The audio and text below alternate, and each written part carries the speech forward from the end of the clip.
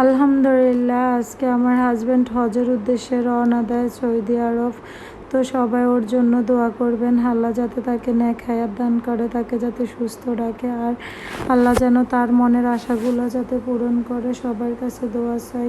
এদিকে আমার বাসায় কিছু মেহমান আসছে। মেহমান আমার হাজব্যান্ডকে একদম এয়ারপোর্ট পর্যন্ত পৌঁছিয়ে দিয়ে আসবে।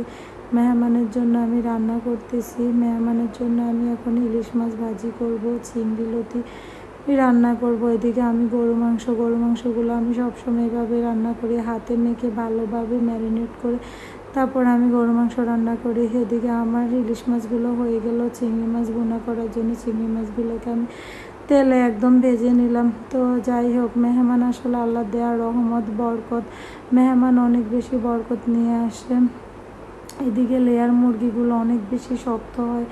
তো শক্ত হওয়ার কারণে আমি এগুলাতে একটু কম করে মশলা দিয়ে ভালোভাবে হাতে মেখে আমি প্রেশার কুকারে দিয়ে একটু নরম করে নিব। তারপরে আমি এগুলো যখন নরম হয়ে গেল, আমি এগুলোকে আবারও আমি তেল মশলা সব ধরনের মশলা দিয়ে ভালোভাবে কষিয়ে নিব, যাতে মশলাগুলো এগুলোর ভিতরে ভালোভাবে ঢুকে। তো মশলা দিয়ে আমি একদম ভালোভাবে কষিয়ে নিয়ে এবার আমি একটু মরিচের গুঁড়া দিয়ে এগুলোকে এখন আমি নেড়ে ছেড়ে পানি দিয়ে দিব। এদিকে মেহমানের জন্য পোলাও রান্না করব। মেহমানের পোলাওটা অনেক বেশি পছন্দ, যেহেতু পোলাও রান্না করব তো ভাবলাম যে পোলাওটাও আপনাদের সাথে একটু শেয়ার করি। আমি আসলে পোলাওতে চাউল যতটুকু দিই তার ডাবল পরিমাণে পানি দিই। আমার পোলাওগুলো অনেক বেশি সুন্দর হয়।